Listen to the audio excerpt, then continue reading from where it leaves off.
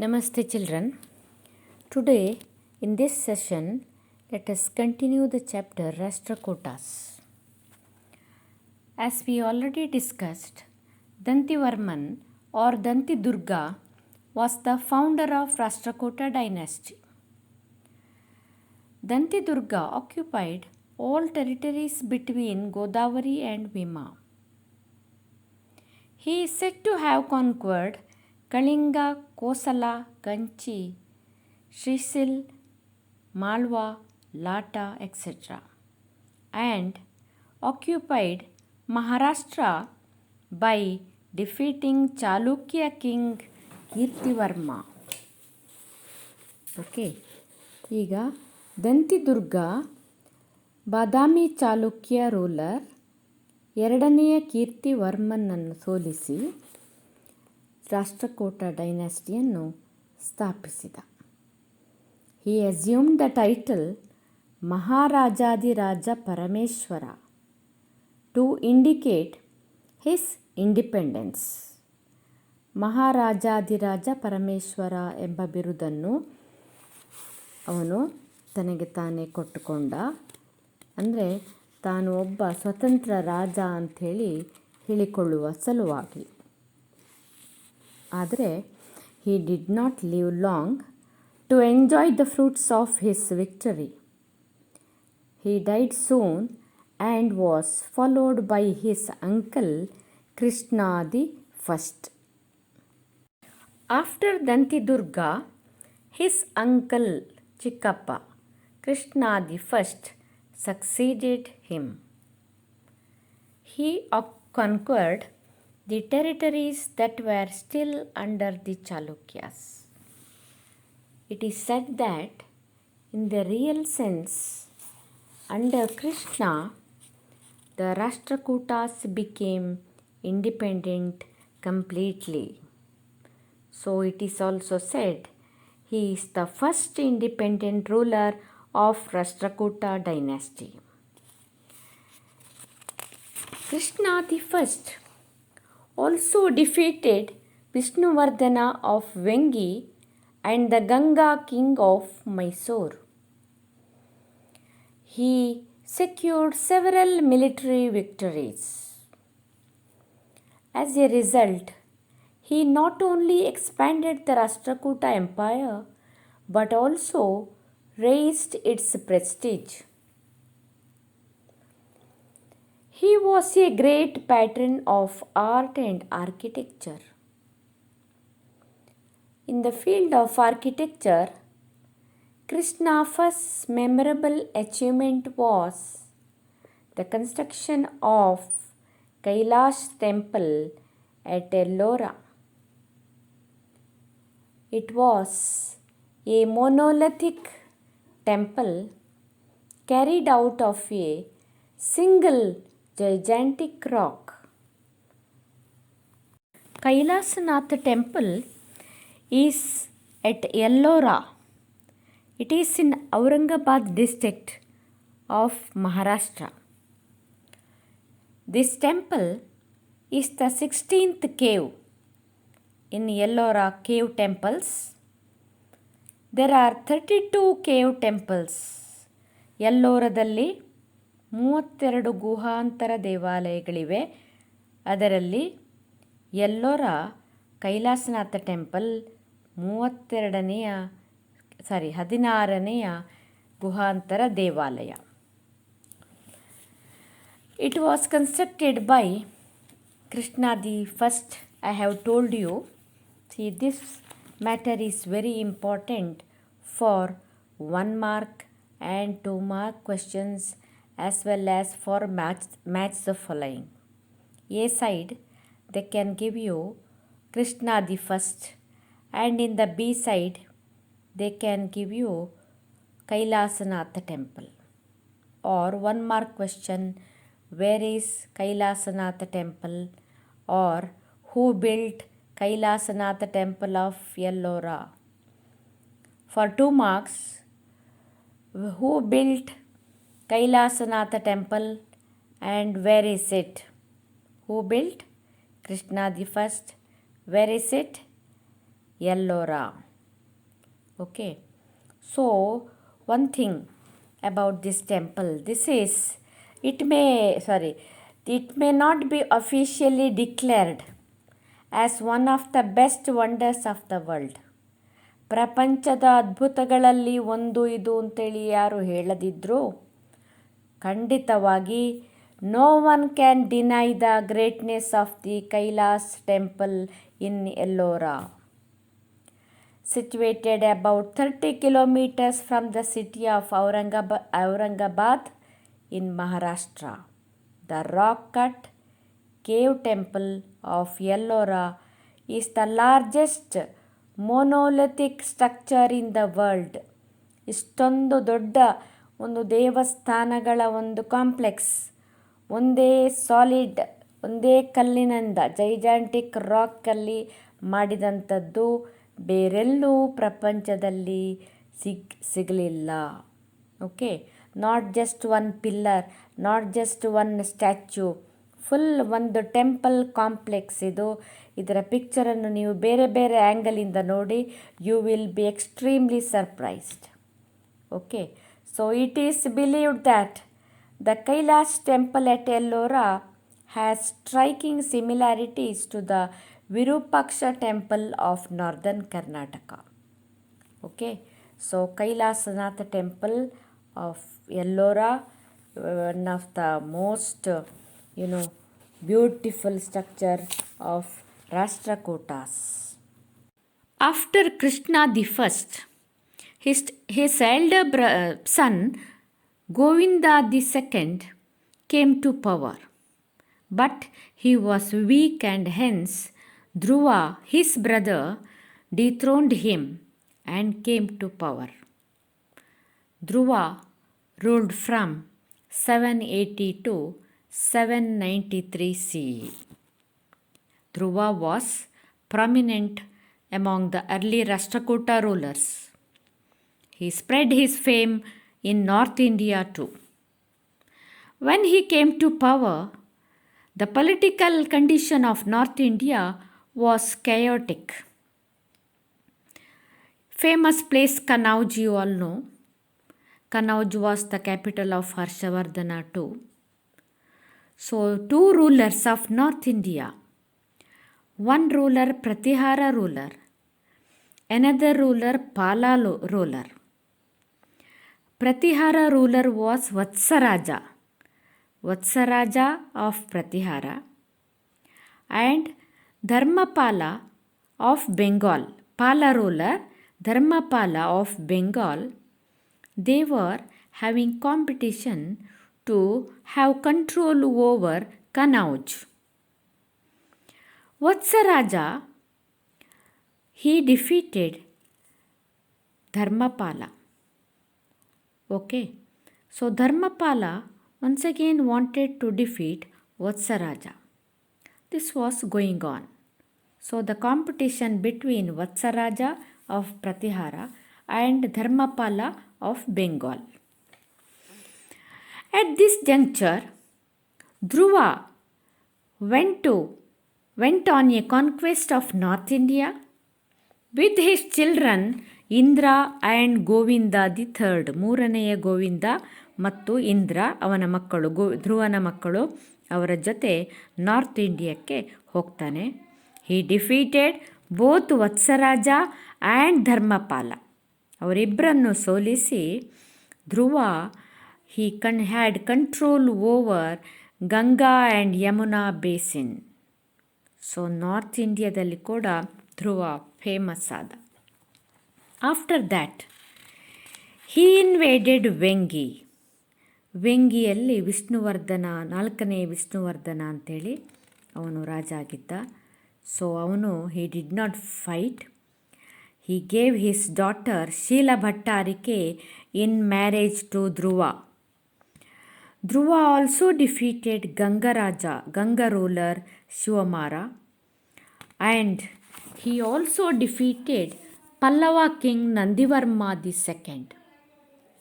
And he was the ruler of Nandivarma. He was the ruler of Kanchi. So after Nandivarma was defeated, he received 100 elephants as tribute. So in South India also he defeated many kings, Ganga ruler, then Pallava ruler and Vengi Chalukya ruler, and went to North India, had control over Kannauj. Okay, thus had the titles like Dharavarsha, Sri Vallabha, Narendra Sena, Kali Vallabha, and so on. After Dhruva, his son Govinda III became the ruler. Okay, he came to power in 793 CE. But his brother ಸ್ತಂಭ ಅಂತ ಹೇಳುವವನು, ಅವನ brother ಇದನ್ನು oppose ಮಾಡಿದ. ಈಗ his brother ಸ್ತಂಭ he was helped by Gangas and Pallavas. ನೋಡಿ, ಗಂಗರನ್ನು ಮತ್ತು ಪಲ್ಲವರನ್ನು ಈ ಗೋವಿಂದನ ತಂದೆ ಧ್ರುವ ಸೋಲಿಸಿದ್ದ. ಈಗ ಧ್ರುವನಿಗೆ ಅಪೋಸ್ ಆಗಿ ಗೋವಿಂದ ದಿ ಥರ್ಡ್ಗೆ ಅಪೋಸ್ ಆಗಿ Gangas and Pallava supported his brother ಸ್ತಂಭ. ಇದರಿಂದ ಗೋವಿಂದ ಥರ್ಡ್ಗೆ ಸಿಟ್ಟು ಬಂತು. ಅವನ ತಮ್ಮ ಸ್ತಂಭನನ್ನು ಸೋಲಿಸಿದ, ಅವನನ್ನು ಜೈಲಿನಲ್ಲಿ ಹಾಕಿದ. ಲೇಟರ್ ಅವನನ್ನು ರಿಲೀಸ್ ಮಾಡಿದ. ಆಮೇಲೆ made Stambha as the head of Gangavadi. Okay, he also released the Ganga ruler Shivamara, who was in prison. But since he helped Stamba, he was sent back to the jail again. ಈ ಟೈಮಲ್ಲಿ again there was chaotic condition in North India. Again for the place of Kannauj, there was fighting.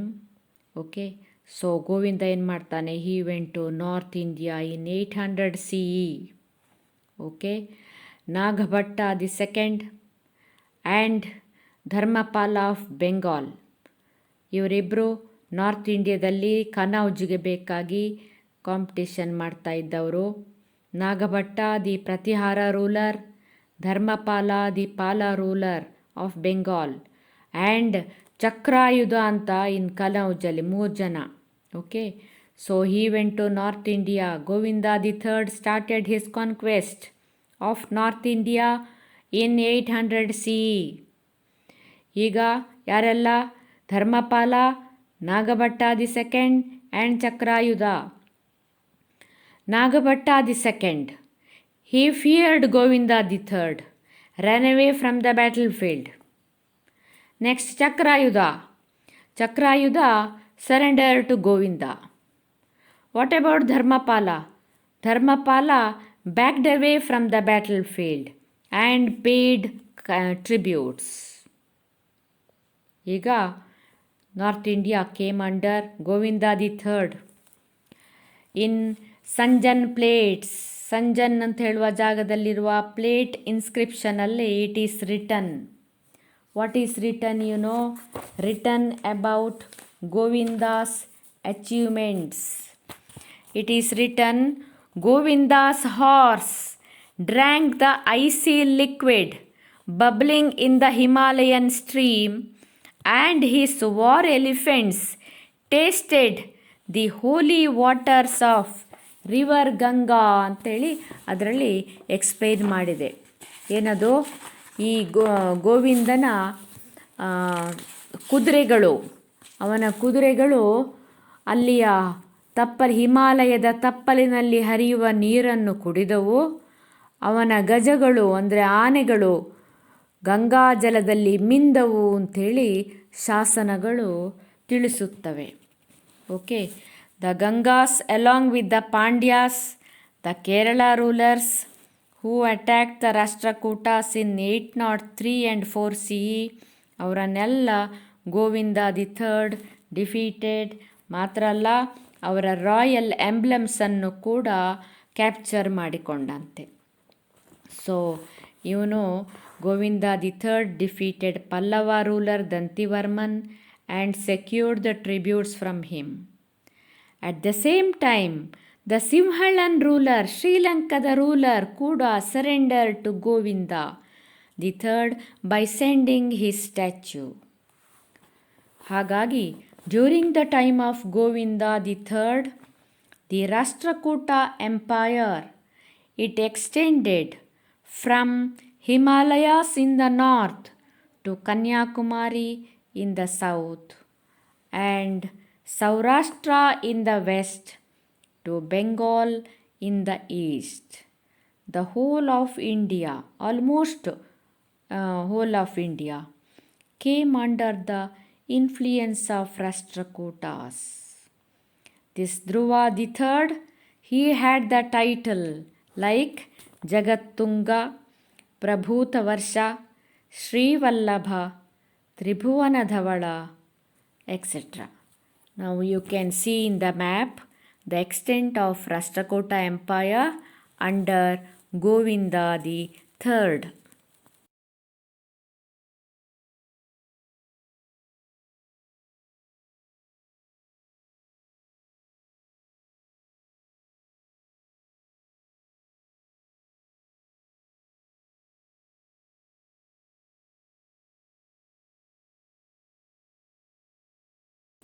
ನೋಡಿ ಮ್ಯಾಪಲ್ಲಿ ಗೋವಿಂದನ ಸಾಮ್ರಾಜ್ಯ ಉತ್ತರದಲ್ಲಿ ಹಿಮಾಲಯದವರೆಗೂ ಇದೆ, ದಕ್ಷಿಣದಲ್ಲಿ ಕನ್ಯಾಕುಮಾರಿವರೆಗೂ ಚೋಳರು, ಪಾಂಡ್ಯರು, ಚೇರರು, ಗಂಗಾಸ್ ಅವರನ್ನೆಲ್ಲ ಸೋಲಿಸಿದ್ದಾನೆ. Kanchi was under his control. Look at the place of Manyakheta, the capital of Rashtrakutas. Manyakheta ಇಲ್ಲಿದೆ ನೋಡಿ. ಪಶ್ಚಿಮದಲ್ಲಿ ಸೌರಾಷ್ಟ್ರದಿಂದ ಪೂರ್ವದಲ್ಲಿ ಬೆಂಗಾಲ್ ತನಕ ಅವನ ಸಾಮ್ರಾಜ್ಯ ಹಬ್ಬಿತ್ತು. ಒಟ್ಟಾರೆ ನೋಡಿ ಮುಕ್ಕಾಲು ಭಾಗ ಭಾರತ ರಾಷ್ಟ್ರಕೂಟರ ಪ್ರಭಾವಕ್ಕೆ ಒಳಗಾಗಿತ್ತು. ಇವನನ್ನು ಹಾಗಾಗಿ ಜಗತ್ತುಂಗ, ಪ್ರಭೂತವರ್ಷ, ಶ್ರೀವಲ್ಲಭ, ತ್ರಿಭುವನ ಧವಳ ಎಂಬ ಬಿರುದುಗಳನ್ನು ಇವನು ಹೊಂದಿದ್ದ. ಎಷ್ಟು ದೊಡ್ಡ ಸಾಮ್ರಾಜ್ಯ ನೋಡಿ ರಾಷ್ಟ್ರಕೂಟರ ಸಾಮ್ರಾಜ್ಯ. The next ruler is Amoghavarsha the first. After Govinda the third, his son Amoghavarsha came to the throne in 814 CE. He was only 14 years old when he ascended the throne. His uncle Karka became his guardian. His early name was Sharva. ಮೊದಲನೇ ಹೆಸರು ಶರ್ವ ಅಂತ. ಅವನು ಇಲ್ಲಿ 800 CE ಅಂತ ಕೊಟ್ಟಿದ್ದಾರೆ. ಅಂದರೆ he was ascended the throne, but his guardian Karka or his uncle Karka became his guardian. Okay. This Amoghavarsa Nripatunga, Rashtrakuta king, the greatest ruler of the Rashtrakuta dynasty and one of the great kings of India. Amoghavarsa Nripatunga or Amoghavarsa the first is compared with Emperor Ashoka. He is called as Ashoka of South India. ದಕ್ಷಿಣ ಭಾರತದ ಅಶೋಕ ಚಕ್ರವರ್ತಿ ಅಂತ ಹೇಳುವ ಬಿರುದು ಅವನಿಗೆ. Why? Because of his religious temperament and love of peace. ಯುದ್ಧವನ್ನು ಇಷ್ಟಪಡಲಿಲ್ಲ ಅವನು. ನೋಡಿ, ಅವನ ತಂದೆ ಗೋವಿಂದ ದಿ ಥರ್ಡ್ ಇಡೀ ದೇಶವನ್ನೇ ಗೆದ್ದ. ಅದಕ್ಕೆ ಹೇಳ್ತಾರೆ, ಅಪ್ಪ ದೇಶವನ್ನು ಗೆದ್ದ, ಮಗ ದ್ವೇಷವನ್ನು ಗೆದ್ದ ಅಂತ. ಇವನಿಗೆ ಯುದ್ಧ ಮಾಡುವ ಆಸೆಯೇ ಇಲ್ಲ. ಆದರೆ great empire was given to him by his father. He try to maintain it and his focus was on religious matter and also on literary works. He wanted to have peaceful life for himself and also for the people of his country. Okay. ಈಗ let us now discuss about his achievements. Firstly, he defeated the Vengi Chalukyan ruler Gunaga Vijayaditya at Lingavalli in 830 CE and forced him to retreat. Next, the Ganga ruler Rachamalla. He was defeated. Gangas were defeated by his father Govinda III. Now they tried to get back their territories. But Bankesha ನೋಡಿ, ಅಮೋಘ ವರ್ಷನಿಗೆ ಒಬ್ಬ ಒಳ್ಳೆ commander, ಅವನ ಹೆಸರು ಬಂಕೇಶ. So ರಾಜನ ಎಲ್ಲ ಕೆಲಸಗಳಿಗೆ ಅವನು ready. So Bankesha, the commander of Amogha Varsha, defeated Rachamalla. ಆದರೆ Niti Marga Ereyanga, who came to power after Rachamalla, defeated Amogha Varsha. ಇಲ್ಲಿಗೆ ನೋಡಿ, Amogha Varsha gave up conflicts with the Gangas and other kings and developed matrimonial alliances. He gave his daughter Chandralabbe in marriage to Ganga Bhutuka. Another daughter, Sheela Mahadevi, was married to Vishnuvardhana of Vengi. Another daughter, Shanka, was married to Nandivarman III of Kanchi.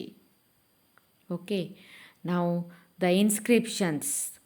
Neelagunda inscription and Shiruru inscriptions tell us that Amogavarsha was respected by the rulers of Anga, Vanga, Magadha, Malwa, Vengi and all the neighboring states. Everyone respected him. Nobody came to have fight with him.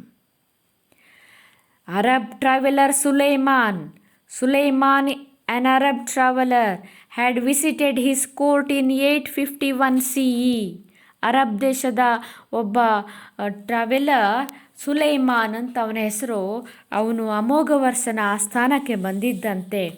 ಅವನು ಹೇಳ್ತಾನೆ, he remarked that the kingdom of Amogha Varsha was one of the 4 great empires of the world. ನಾನು ಪ್ರಪಂಚ ಇಡೀ ಸುತ್ತಾಡಿದ್ರಲ್ಲಿ 4 great empires of the ವರ್ಲ್ಡಲ್ಲಿ ಒಂದು ಖಂಡಿತವಾಗಿ Rashtrakuta empire ಅಂತ ಹೇಳ್ತಾನಂತೆ. Then during his last days one incident has taken place. His son Yuvaraja Krishna had rebelled against the father. ಅವನು ತಂದೆ ವಿರುದ್ಧ ನಿಂತಂತೆ. ಆಗ ಇದ್ದಾನಲ್ಲ ಅವನ commander ಬಂಕೇಶ faced this rebellion ably. He defeated Yuvaraja Krishna. So Amogha Varsha was very happy with his commander Bankesha. In memory of this victory, Amogha Varsha built the city of Bankapura to honor his commander Bankesha. ಬಂಕೇಶನ ಗೌರವಾರ್ಥವಾಗಿ ಒಂದು ಸಿಟಿಯನ್ನು ಕಟ್ಟಿಸಿದ. That city's name is Bankapura. And made Bankesha as the governor of Banavasi. ಹೆಚ್ಚಾಗಿ governor ಆಗಿ ಮಾಡೋದು ಯುವರಾಜರನ್ನೆಲ್ಲ. ಆದರೆ ಇಲ್ಲಿ Bankesha was his commander. He was made governor of Banavasi. Inscriptions have described his capital. Amogha Varsha's capital was so great and grand that it would put to shame even the capital of Lord Indra. ಇಂದ್ರನ capital city ಕೂಡ ನಾಚಬೇಕು ಅಮೋಘ ವರ್ಷನ capital ಸಿಟಿಯನ್ನು ನೋಡಿದರೆ ಅಂಥೇಳಿ ಇನ್ಸ್ಕ್ರಿಪ್ಷನಲ್ಲಿ, ಶಾಸನಗಳಲ್ಲಿ ಬರೆದಿದ್ದಾರಂತೆ. Okay, so great king he was. Look at the extent of Rashtrakutas. The dark marked green area is Rashtrakuta territory, whereas the light green area there, the tributaries of Rashtrakutas. ರಾಷ್ಟ್ರಕೂಟರ ಸಾಮಂತರಿದ್ದರು. ಅಲ್ಲಿ ಅವರನ್ನು ರಾಷ್ಟ್ರಕೂಟರು ಸೋಲಿಸಿದ್ರು. ಅವರ ಸಾಮಂತ ರಾಜರಿದ್ದರು. So such a big extent that Rashtrakuta kings ruled. So Manyakheta ನೋಡ್ತಾ ಇದ್ದೀರಿ ನೀವು. Then there important architectural centres Ellora, Pattadakal, and another place is Elephanta, that is an island 6 miles from Mumbai. There are 7 caves and you can go through it. Okay, Ellora, Elephanta, okay, then Pattadakallu. These are the places you have to go through. Now coming to the point of the religion and literature or the cultural contribution of Rashtrakutas, they were tolerant to all the religions, peace loving, and Amogavarsha especially, he was a very peace loving person and a great scholar himself in Kannada as well as in Sanskrit language. Sanjan inscription says that he cut off his left thumb as a sacrifice to Kollapur Mahalakshmi to protect his subjects from famine. ಒಂದು ಸಲ ದೇಶದಲ್ಲಿ ಕ್ಷಾಮ ಬಂದಿತ್ತಂತೆ. ಆ ಕ್ಷಾಮದಿಂದ ಜನರನ್ನು ಪಾರು ಮಾಡಲು ಯಾರೋ ಹೇಳಿದ್ರಂತೆ, ಕೊಲ್ಲಾಪುರದಲ್ಲಿ ಮಹಾಲಕ್ಷ್ಮಿ ಟೆಂಪಲ್ ಇದೆ. He was A devotee of Kolhapur Mahalakshmi. ನೀನು ಹೋಗಿ ದೇವಿಗೆ ತನ್ನ ಕೈಯ ಬೆರಳನ್ನು ಅರ್ಪಿಸು, ಆಗ ಕ್ಷಾಮದಿಂದ ಜನರನ್ನು ಪಾರು ಮಾಡಲಿಕ್ಕೆ ಆಗ್ತದೆ, ದೇವಿ ಪಾರು ಮಾಡ್ತಾಳೆ ಅಂತ ಅಂದ್ರಂತೆ. ಅಮೋಘ ವರ್ಷನು ಕೊಲ್ಲಾಪುರ ಮಹಾಲಕ್ಷ್ಮಿ ಟೆಂಪಲಿಗೆ ಹೋಗಿ ತನ್ನ ಎಡಕೈಯ ಹೆಬ್ಬೆರಳನ್ನು ಕತ್ತರಿಸಿ ಅರ್ಪಿಸಿದ್ದಾನೆ ಅಂಥೇಳಿ ಸಂಜಾನ್ ಶಾಸನ ತಿಳಿಸ್ತದೆ. ಅಮೋಘ ವರ್ಷ, he himself was a great scholar. He has written Prashnottara Ratnamala in Sanskrit, and in some books it is said that Kaviraja Marga was written by himself, but in your textbook it is written that Kaviraja Marga was written by Sri Vijaya, who was in his court. ಕೆಲವು ಕಡೆ ಹೇಳ್ತಾರೆ ಶ್ರೀ ವಿಜಯ ಮತ್ತು ಅಮೋಘ ವರ್ಷ ಎರಡು ಜನ ಸೇರಿ ಬರೆದಂತಹ ಪುಸ್ತಕ ಅದು ಅಂಥೇಳಿ. Okay, and he was follower of Jainism too. It is said that he followed both Jainism and Hinduism. He had so many Jaina scholars as his gurus.